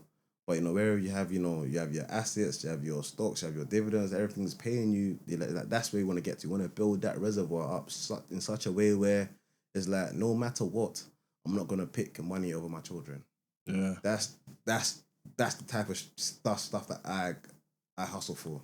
Not for, you know, flexing or parties. I don't care. Because that's the kind of stuff they might resent you for when they get older. Do you know what I mean? Me? Everyone is, the thing is, like you watch so many films or you watch a lot of interview and it's like the parent expects the child to understand. I was working. I was trying to make this happen for you. But like when the child grows up, it's like, but you weren't there. Exactly. And I understand that sometimes it's easier said than done for the parent to just not be around. But I'm not gonna lie. But that's what I'm saying. That's why you got to sacrifice that now. So I'll sacrifice, a woman not being there for me now because I'm trying to put things in place for the future where my wife, my children, everyone's good. Understand? For example, like my family, they don't need to worry about nothing ever. My mom's retired now, but she still works because she just loves to work. My mom don't have to do nothing. yeah, That's the kind of that's the kind of levels I want to kind of put my wife towards. But it's like I'm not giving my wife that off the rip. My mom has been there for my whole life. My mom has kind of gone through the grinding phase. Which I saw the same way. Let's say it was to me a woman now. It's like we're still gonna be working together. We have to go through that grinding phase together as well. Then when that 5, 6, 7 years comes, we can retire. Yeah. You see it. So yeah. So do you believe in like stay-at-home mums? I mean, because if I'm to give my opinion on it, sure. I'm not the biggest fan of it, I'll be honest. And the reason I say that is because I would like for, let's say I have a daughter, God willing. Okay. She sees that her mum is a go-getter. And I'm not saying go-getters and she has to hustle 2 jobs, but at least, she see mummy's doing something. Yeah, She's going to work, mummy's doing this or that. Yeah. Do you know what I mean? I also used to say back in the day, now I don't really say too much about it anymore, but like, I used to always say I want someone that graduated. Yeah, okay, sure. You know what I mean? I don't know why, it's just something that stuck with me. I don't know why, but I always wanted someone that graduated because I felt like they would be able to, get into these maybe law firms or, get to the high position as a nurse or, do you know what I mean? Anything like that, do you know what I mean? So I always said that I would want my wife to work. Maybe not, 5 days, night job. You know what I mean? But like, I would want her to see something. But what's your opinion? No, sure. I mean, I agree with what you said, isn't it? However, I feel like with that, the return on investment sometimes is greater than money, right? Even though, having a wife that kind of makes money, it's great and stuff, but, let's say now, no one can love your child like how a mother loves their child. You can take a child daycare or fairs, but like that's something else to come for your children. And again, your children are going to be your biggest investments. So where else better to come from than the source? So for me, I'm very much open to having a stay-at-home wife. But obviously, given that the fact that, again, we've done all that grinding and stuff already, it's like, yo, sure, you're going to grind with me now. By the end, it's going to be amazing. So, the stay-at-home mom, I would definitely, I'm therefore in for that. Because again, if I'm out here, working and you're here looking after the home, that's it, bro. Women make houses at home. Yeah. So, that child being in that home, yo, baby girl, that's you. No, I definitely agree with that in a sense where, as you said, it comes from the source where they'll feel the most love. Yeah. So I definitely agree in that sense. Now, the only reason I think like this is because I don't want one day now my children grow up and they feel like this is life where you don't need to work to get to where you are. And that's, I don't know, maybe I don't want to say it's a black thing. Yeah. You know what I mean? But it's like, why? No, because people always say, it's a black thing. Why do you why do you want your people to struggle or whatever? Yeah. And the thing is, I don't want my people to struggle. But I don't want them to get to a stage where they're complacent, would you say? Complacent, or they're very like entitled or just spoiled. Do you know what I mean? I was watching a TikTok yesterday. The guy that won The Apprentice, the black guy, Tim. Okay. Do you guys know him? Yeah. Talking about his kid getting beaten up on karate and stuff like that. He was basically saying how he doesn't want his children to struggle at all. But he wants them to fail. And they fail in a controlled environment of martial art. Okay. Do you know what I mean? And that made perfect sense to me. It's like, you're experiencing losing, you're experiencing this and that, but it's not in the sense of, you can't afford to buy X, Y, Z. Yeah. And I completely get that. But aside from that, I don't know how else they would not get that entitlement of, I don't need to work. My parents don't work, so why do I need to work? No, you know it is so cool. I've met a few people that dads are quite wealthy and stuff. I know some girl that just travels private jet because dad pays for everything, isn't it?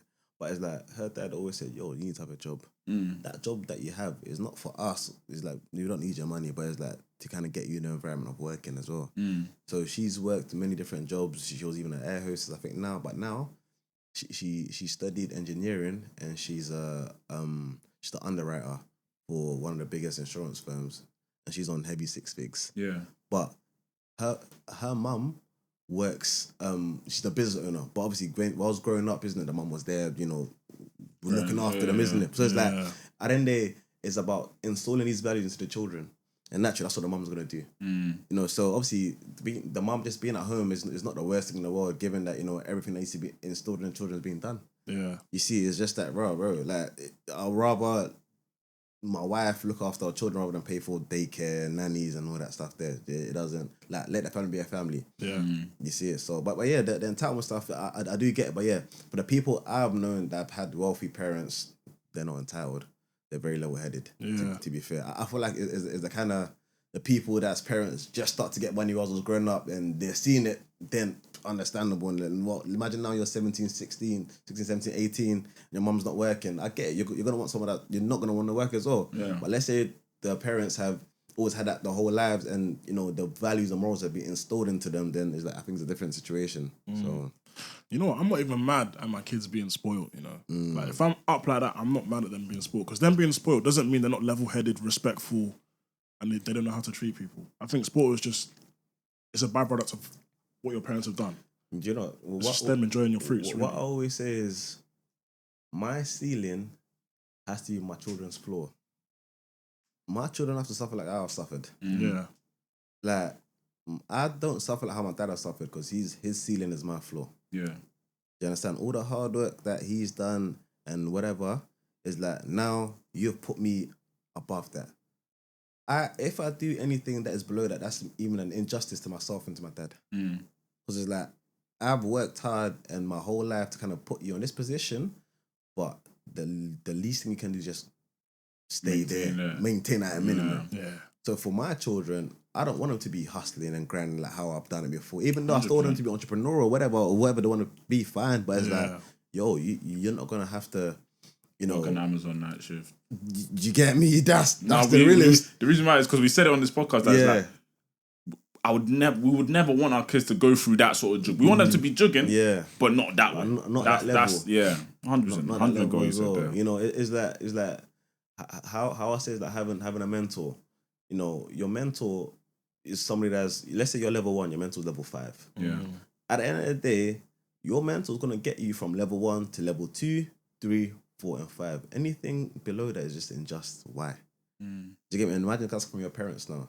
Your parents have given their whole life up to kind of, you know, work for you to kind of be in the position you are, and it's like you're doing less than they were for you. That's mad. Yeah. Yes, that's proper insanity. I think it's difficult to then install those values in kids to want to do better than you, if that makes sense. Like I think the same way we all strive to be better than our parents, as we all should do. I don't think the process of instilling that value into us is easy. That drive, I don't think it's easy to teach. I think a lot of it is what do you learn outside. So I think a part of it is us being fortunate in growing up where we grew up as well. I understand that. So cool. Question to you guys then. Let's say, God willing, you know, you guys make the financial success you want to make, right? Yeah. Where do you want to raise your children? In the suburbs or where? Suburbs. I personally say I'm moving out of London. Like an Essex area. Really? Yeah. But obviously that your children will kind of have the street smartness or whatever you've learned. Yeah. Do you get me? So... Do you know what? Suburbs it depends. Like if there's levels, let's say the outskirts of the city, so not deep suburbs, outskirts. So let's just say just outside the city. There's still an element of, I don't know, what do I want to call it? There's an element of you being wealthy, but not wealthy, but being away from the streets, but you're not far from the streets. So you get the best of both worlds, kind of thing. It's like Dartford area, for example. Okay. There's street smart, but then there's areas where it's like you're away from it as well. Yeah. You know what I mean? I don't know. I weren't raised in near the streets. I didn't see, you know, what people see in certain areas. Like I was never exposed to that. However, maybe growing, cause cool. Backstory: I went to a private school that was in, where was it? Lee. So Eltham Lee, that area. Sure. But obviously I was young, so I'm not exposed to it. They guard you from that. Do you know what I mean? So I was very much guarded from all of that. I was just saw it as bad. I can't do that. As wrong. So that's how I would raise my kids. I don't need them to be street smart. It's wrong. That's what they need to know is wrong. That's how I was raised up. And then eventually, as I now moved into my secondary school, you start to hear things, but by that time, you know right from wrong. Yeah. So it's like, it will be very hard for them to now get into them wrong things to get into me. So that's how I raised my kids. I was raised on the values of this is right, this is wrong. So that's what I'll do for them. I don't need them to be around it for them to know what it is. So that's how I would do it. I'll be honest. But what are you saying? No, I agree. Like, I don't know if I wouldn't want to put my kids anywhere near the streets. I feel like everything, like you said, you can teach them right from wrong. They don't need to see certain things to know it's wrong. Like, they don't have to personally be exposed to it. You can tell them, like, if you see this is wrong, you shouldn't do it, everything like that. So I think I'm pretty much with you that, like, yeah, if you teach them right from wrong, they should know right from wrong. I wouldn't want my children to have, like, burn their hands to know. Yeah. Do you know what I'm saying? Like, or anywhere near the experience that we had to do to learn certain things. Like, I wouldn't want them to do that at all. Do you know what? I agree, but on the flip side, them burning their hand could also help them in knowing that's wrong, if that makes sense. Yeah, Yeah, but of course, but I just would rather them just not burn their hand. Yeah, no, of course. I hear 100%. I hear you though. It goes two ways. I don't know. What about you? Where would you raise your? Do you feel like you raise your kids here? Or? I think definitely have a hub within like the UK in it that would be great. And to be fair, as much as we say UK is bad, rare, like I get it, but it's like realistically, the UK is one of the best places you can be. Yeah. In terms of healthcare, education, status wise, UK is great. I feel like just because our environments that we've kind of raised up, we've been around is kind of what determines how we see things. But because I'm Christian, the UAE is great, but it's like because that's predominantly like a Arab country and stuff. It's like there's a bit of a barrier, which is fair, isn't it? I'm Ghanaian, so even going back to Ghana is also like a bit of a barrier as well. Like, I wouldn't. So like the UK is where home is at, isn't it? So that is really that. But yeah, I think in terms of like family living situation, I'll have like a hub in different places. One hub in the UK, one hub in the UAE, one hub in Africa. It works. Do you go back to Ghana much? Yeah, so we've got a few projects out there. To be fair, my dad lives out there, so okay. We've got a charity. We've got a school. We've got a school in Ghana that we built, for children in the area. Because again, bro, children need to having a right to education as a child it shouldn't be a privilege. Yeah. You get me, bro? Like education is what you need, bro. It's a must. It's alright. Yeah. All of us is kind of we're all here because we're educated in one way, shape or form. Get me? Imagine being in Africa and in the slums, you have no education. You're deader than dead, bro. Yeah. You get me? There's nothing you can really do. So we've got a school out there that kind of caters towards it's like kind of like a charity. Obviously they pay school fees and whatever, but it doesn't cover anything, isn't it? Yeah. It's just like just pay something. Yeah. So we have a school in Africa, so I'll kind of go back there, do some philanthropy here and there and stuff. So that's cool. What do you think about sending your kids to private school? Because a lot of corporates arguably do send their kids to private school because it's like, okay, let me just pay for education, quality education, you'll turn out good. Sure. So you see that there's two types of private school. Which one you talk about? You talk about day schooling or full private schooling? Full private. Nah. I'm not gonna let my children be raised by somebody else. Okay. And the simple fact of it is everyone's got different values. Yeah. And the teacher's being paid. The teacher just gets paid like that. Obviously they're gonna have the best intention for your child, fine, but it's like I might want you to do certain things this way. Let's say, for example, obviously, let's say they're teaching certain things in the schools. I don't want my child to learn about that. I don't want you. Let's say the teacher is a certain, bro, man, I don't want you installing those values to my children. Yeah, you get me? And like, you're with them 24s. Bro, I'm scared, bro. Yeah. I heard that. But so how would you? Wait, go on. Actually. How would you? So in that sense, are you saying that you would prefer to do like homeschooling or what's the not homeschool, but get your education and let me raise my child. Okay. Do you get me? You educated them in the maths, English, whatever. Sure, that's your job. But in terms of actually raising them to be, a stand-up citizen with core values that I've learned or what I want for my child, that's what I'm gonna do for you. So would it be? So is that a thing where you would prefer them to go to like a public school, or is it like, for example, let's say a selective public school? Is it that you prefer them to go, for example, like a grammar school? No, that's what I mean. Sorry, I meant a grammar school or like a like a Eton, for example. Sure. I've never. We had a conversation about this before then with my pals and stuff, but I don't really like. Both are good. Yeah. But then they come home, let us kind of show you the values they need to show you, and education you just kind of learn, isn't it? So yeah. What were you guys? What do you guys think? I mean, it's interesting because we've both been to private, we've both been to grammar. Okay. But I think we had this conversation not too long ago, and I think my answer was that if they're gonna experience private, it'll be for a couple years, but that's all it's gonna be. But at what age though? It'd be no later than year 8 kind of thing. So it might be prep school, primary school, private school. I'm sorry, primary school, private school, prep school. Okay. Maybe not. I don't know. But max in second school, year 7 and 8. After that, grammar school. Right. Okay. So best of both worlds. Is that what you guys had as well? Or? No, I had that. I only did it for primary school. Then I went to secondary school. Okay. That was a grammar school. I was 5 years secondary school, year 7 to 11.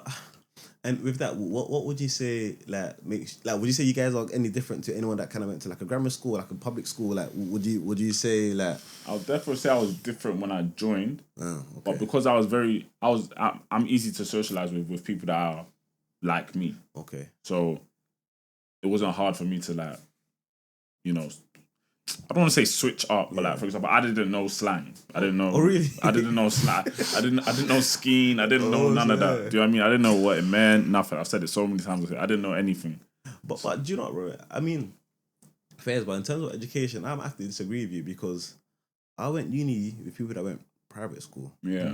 I went uni with people that went grammar schools and the whole lives and stuff. I was like, bro, I went public school and I went to like the worst college in Woolwich. Yeah. My college was Shooters Hill. Yeah. I don't know what ratings, but they're just mad low, bro. Yeah. Do you get me? So what I always say, what my parents says is, it's not the institution, it's the individual. Yeah. Because again, like by God's grace, I'm an example of that. I've went to the worst college in the end. However, I still went to Russell Group Uni and I graduated and I'm a consultant. That's funny because it worked in the opposite direction. I went to grammar school throughout and I ended up going to not one of the best unis. And do you know what I mean? So it works, as you said, it's down to the individual. I just didn't want to work. Yeah. But I say like, surely, so what would that cut like? So I say is really. I don't think it's the grammar school aspect or the private school. I think it's just individuals and again, not, obviously I don't know your story, so not to say that you probably didn't work hard or not, but it's like because I had no other option of like, I need to get this done. But obviously, probably because you've been within that environment of the private schools and all that stuff. Like like you're calm, you can kind of I don't know. No, let me be honest with you. Complacency. Yeah, that's it. I don't know. So maybe in it. Maybe that's a part of it, but for me, I would say I was always naturally gifted in terms of education. Okay. So that's where my complacency came. Okay. I just knew I would get by. You know what I mean? Okay. So, and I'll be honest with you, I feel like the school system, when I joined the grammar school, it sort of got rid of my competitive edge. I liked being competitive in terms of like, for example, maths. I wanted to be, it didn't even have to be just maths. Okay. I wanted to be the best. Okay. You know what I mean? And when I deep it now, it's like it's a bit weird for them to bring this up as an issue, but they thought it was like, you don't need to be the best. Like, and it's like, that sort of killed my spark. But bro, you see what I'm saying? Back to what I was saying about installing the values in your child. You think the teacher's gonna tell my son that you can't be the best? What are you talking about? Yeah, and not that you have to be the best, but strive for the best. Yeah. Just give it your best. No one says you should be first all the time, but when you're doing something that's your best of your abilities, that's what my mum always taught me. Let's say even if when I was younger, if I got to sweep the house or whatever, she said, do it with your whole heart. Yeah. No matter what it is, bro. Like whatever you got to do it to your best of your abilities. So if someone said I wouldn't want that. Yeah. It was mad to me as a child hearing that raw. Like, all I want to do is get the best grade. Do you know what I mean? Growing up, my parents always wanted me number one. Do you know what I mean? But it's like when African parents, do you know what I mean? So it's natural for us. They grew up the same way that it was my child first. Like, you always see the memes online. Was my child first? Right, so he's not first. He's not. So I always wanted to be the most brilliant. That's how my dad always said it to me. My mum always said to me, "Be the most brilliant." Most brilliant. Most brilliant. You know what I mean? That's how they say it. So that's how it was for me. I wanted to be the best. And then when they brought up as an issue, it's like, and you're telling an African mum like, "Rah, like, why is he always trying?" Then it's like, "Rah, like, maybe she didn't tell me to dial it down, but it's like she don't know." In my opinion, I don't think she really knew how to like handle that. It's like she ain't gonna tell me not to be the best. She's just gonna be like, like, you don't need to be maybe boastful about, or maybe I don't know. So you told that the teachers or your mom? The teachers were telling me as a parent. Right. So I would say from then it's like, okay, cool. Like, if I don't need to be the best man, I'll just do whatever, innit? So then from there, GCSE came. I didn't do as well as I should, but I didn't do bad at all. Yeah. But to the African parents, what's this? Yeah, do you know what I mean? But it's like, I didn't do bad at all. Then A-levels come, you know, girls come into the mix, you're getting older. I just didn't care. Yeah, no, bro. Everyone's journey is different, bro. 100%. Like, 100%. Because again, let's say for example, you went to an all boys school and now you're meeting girls for the first time. Yeah. Whoa. That's exactly what it was. You get, it's bad. It's bad. I couldn't even imagine that. And again, I think like everyone's kind of brain chemistry works differently, bro. Seeing something like that can affect you positively or negatively. Yeah. You see it? And again, it weren't even that it affected me in terms of school. Like, I still wanted to do well in grades. Like, exams, I'll still revise. But it just got to the point where it's like especially for A-levels, I would say. And it's not even down to the girls. It was down to me. I stopped caring. I thought I could breeze by through everything now because, like, I don't need to be the best. I just need to get by. I just need to get to uni now.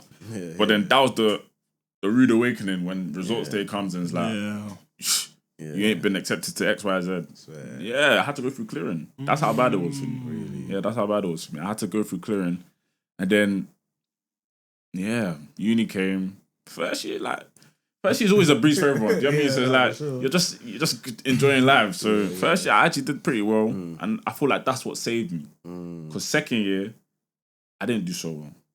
What attributed to you not doing well? Would you know? COVID, okay. That's what I say to the people. But in reality, I would just say it was COVID. No, in reality, COVID played a big part though. Let's be honest. So you're not going to uni. You're just at yards. So it's like complacent to the max. So you're just not going to none of this stuff. The lectures, nothing. So it's like I just breezed by again. But I didn't really breeze by. I was able to manage to get some good grades. Yeah, I did it. But do you get me? I only scraped by. So I got a 2-2 in second year. Okay. So 2-2 in second year. First year, I actually got a first. Oh. A first or 2-1, something like that. Yeah. Something like that, bro. Oh, first. I actually got like a first or 2-1, something like that. Average out like that. Okay. So third year came now, and it's like, for me, I locked in because of all, as you said from the start, it's down to your parents. Your parents want you to actually do well. Yeah. So it's like, I didn't do well for them in GCSEs to their standard, but I did well. For me, I'll say I did well. I wouldn't let them knock me like that. So I did well for GCSEs. A-levels, I failed. No one needed some. Okay. Till today, my dad don't know my grades. Till today. I could never say it to him. Wow. I would never say it to him because it's like, that's mad. Do you know what I mean? That's how bad it was for me. Okay. So I couldn't say it to him. Then, second year is like, you're having to do research to even get into the third year. So it's like, that's how bad it was. So I was like, so what, you're going to fail for uni again for them? So it's like, nah, I locked in. Yeah, but that's the grace of God. I was able to get a first, innit? But well done, bro. Thank you. But it's like, I was just like, let me jug for them. And then, that's all it was. So, as you said, everyone's journey is different. So, but there was a mad change of environment for that third year, though. Yeah, third year, obviously, I was with everyone. Now, I went to uni with like 5 guys. And then third year was just me by myself in Leicester. So it's like, what else do you have to do other than go lectures and revise? But aside from that, like even when the exam season came, I was in the library every day. Every day from like 9 to 4. And would you have done that if we were there?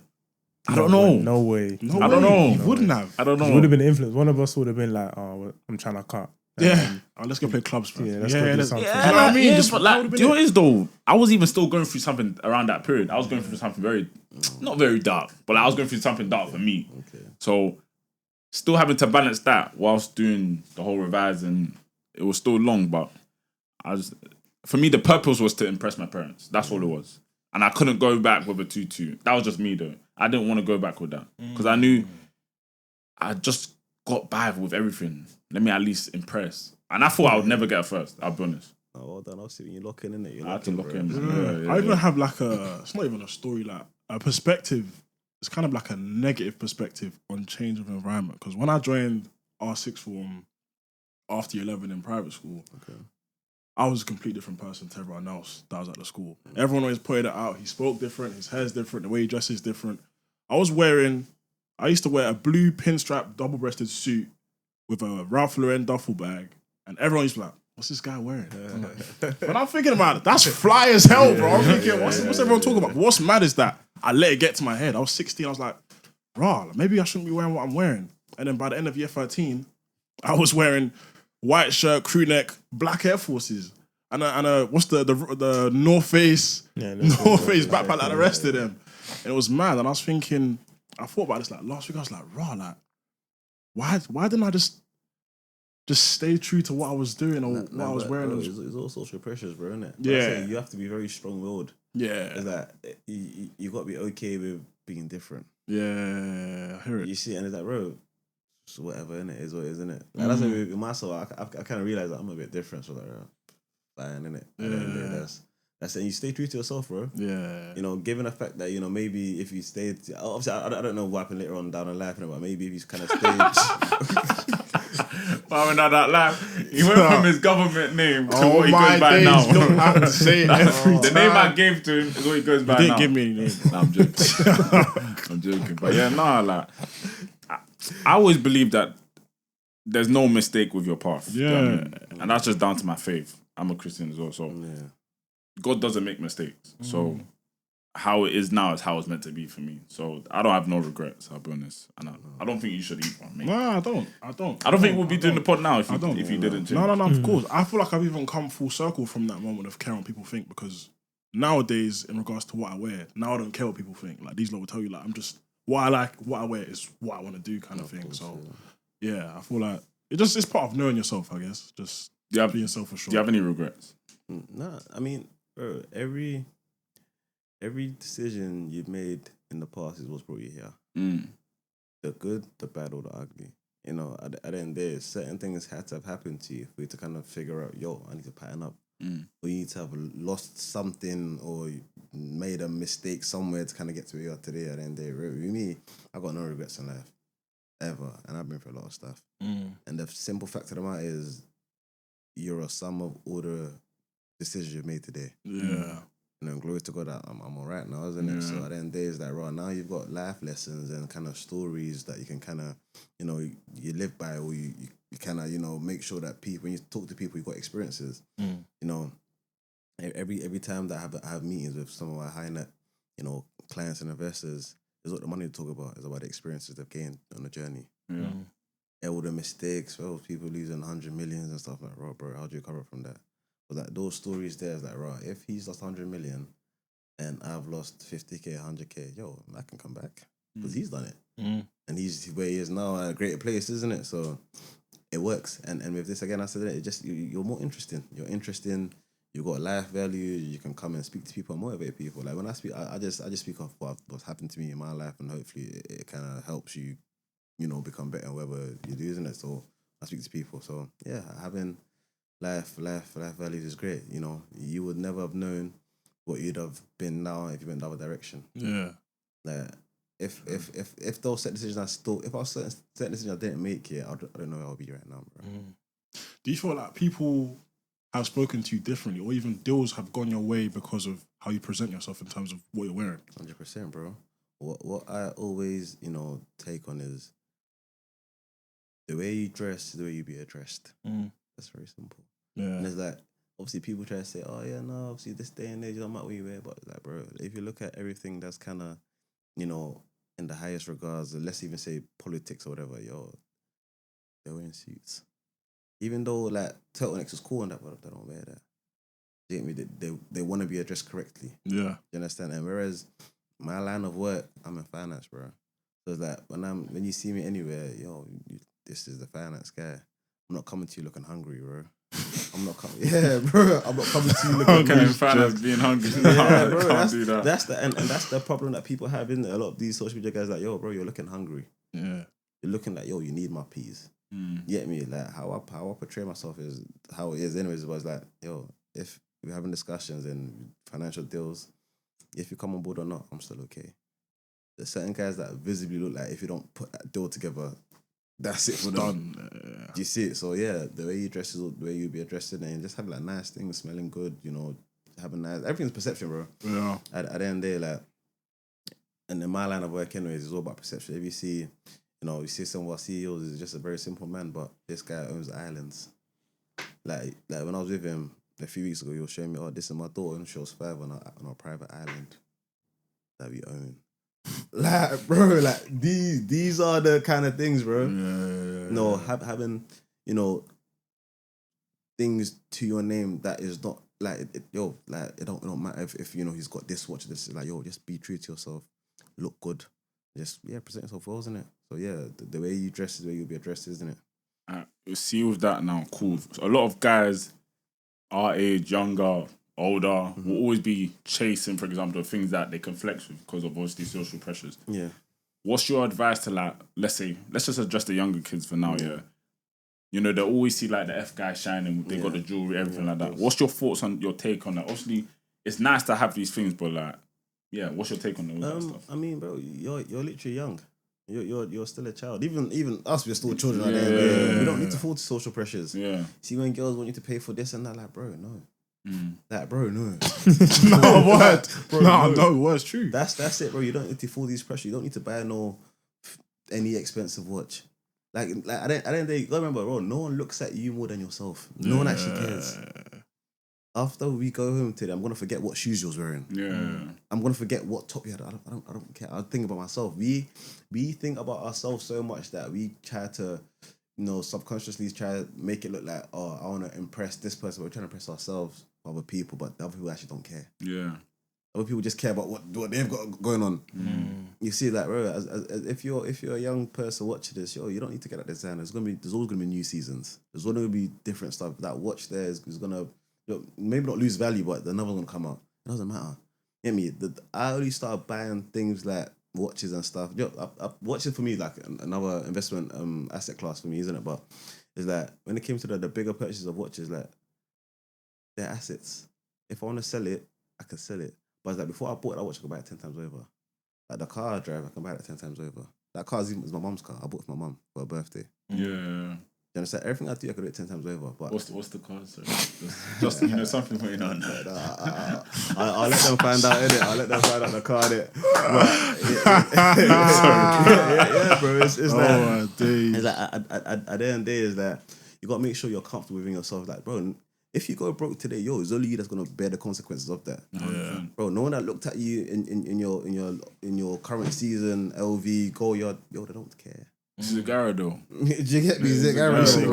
He's a Gara. Like they really don't care, bro. And again, at the end of the day, when people see something, they think about, all right, how this will look like on me. They just go back to the point like, people don't care. It's true. Do you get me? Realistically, there's always gonna be new seasons. There's always gonna be something new that's gonna come out. Oh, don't. Especially the social pressures with women, bro. Don't. Just don't. There's gonna be so many other girls, nicer girls that got better values. Like, see. If a woman tells me anything like on a financial thing, no. Like, bro, I've had girls telling me, "Oh, I don't want to go shopping." No. Like, yo, they're asking you, bro, to go shopping, and it's just like, all right, like, what do you want to do? They said they wanted to go for food. I'm like, yeah, sure, whatever, innit?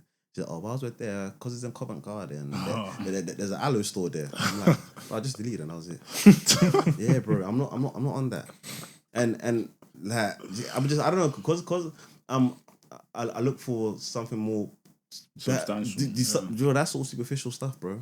It's like, yo, man don't really care. Why do you want to get that aloe set? And the set you have is not even aloe yourself. Like, you got the sheen patterns and you want the aloe. You want the aloe man's budget, bro. True still. And that's not it. So yeah, I mean, don't. I don't know. Just don't, innit? There's always gonna be better things you can do. Invest your money, and bro, when you start getting, when you start getting lit, and you're hitting your financial goals, the women will come all day, every day. Literally all day, every day. Like, it doesn't stop. Do you feel like? Wait, do you have a mentor? Mentor, not mentor per se, but a series of people that I've worked with that are further ahead. Yeah. Do you feel like having a mentor in this day and age is something you should have, or you need, or what do you think? Definitely, somebody. I mean, in terms of what, like business, life, or just in general, because I would say I've had. Maybe not numerous mentors, but I've had people. They might not know I've classed them as a mentor, but like I've had people that I can speak to and be like, "All right, okay, cool." Yeah, they're trying to point me in this direction. Fair enough. I ended up in that direction. I'm here now. Do you know what I mean? So I don't have a mentor per se right now, but I would have thought, or would have liked to think that, right, maybe when I was younger, I wish I had one. Yeah, I mean, mentors are a good word, but maybe like just having a genuine friendship. Genuine friendships work. When, again, as going back to what I said before, is that if we're having a friendship, I can provide you something, provide you something as well. And that something is, you helping me on my business plan or whatever, fine. And I'm helping you, you have a business that, I might do the copywriting for you. So it's like we're helping each other. So having people around you that are doing better than you, bro, you need to have that. And not just better than you that you're gonna be leeching off them or look like class as leeching, but it's like you're offering your service or you're offering something that you can provide to them as well. Yeah. It's mutual beneficiary. If there's 5 people here and 4 don't really benefit me and there's one that, benefit, I'm gonna put on that benefits me. Get me? And it's like, yo, I think everyone needs help. So if you can help me get to someplace, I can help to get someplace. That's it. Like, for example, even if you guys said, because we've done this podcast, if you guys need some mentorship on business, I'll help you guys. Because you're helping me be on this podcast, I'll help you on something. That's how friendships build. Yeah. And it's genuine. Yeah. So yeah, back to the mentorship. So yeah, having people that are doing better than you is key. Because again, you can learn. And if you're willing as an individual to learn yourself, that's the beauty of it. You can't come in a place where you want to learn, but you got your pride, your ego, it doesn't work. Because it's like, now me trying to help you, like, bro, so what would you come to me for if you're going to act like this? You see it? So, yeah, but yeah, if get a mentor, have somebody that can teach you something or two in life, and yeah, just keep on going. Yeah, and if you're surrounded by people better than you, then that scenario with your friends saying that you're bragging around them, that's null and void. Because people doing better than you aren't really seeing what you're doing as bragging. Again, if you're friends with 5 millionaires, you're probably going to be the 6th. If you're friends with 5 fools, you're probably going to be the 6th fool. And I've seen that happen all the time in life. And it's sad to say, because if you went in a different path or friendship, you would have been a different person. And that's just a reality, bro. Hindsight is terrible when you look at it like that, but sometimes you just gotta make better choices in life. This episode's been insightful still. Yeah, very, man. Enjoyed it. Very insightful still, man. Let them know where they can find you. So my Instagram, Mr AP Management, Snapchat, Mr _APM, and I think TikTok, Mr AP Management. So yeah, look forward to you guys. Sweet. I appreciate you coming on for real, man. Guys, bro, I appreciate you guys. It's been a good episode. Yeah, man, that's 187, I think. 187 still. 187, yeah, so that's what we saying, put Insta, TikTok, all of that good stuff. Everywhere, man. Tell a friend to tell a friend. Tell your family members. Other than that, it's Tiana, thanks for coming, man. Thank you. It's been your boy Hustler. Stay with the hustle, my people. Stay with it, man. It's been your boy Benzo in the booth. Benzo. And we'll see you on the next one still.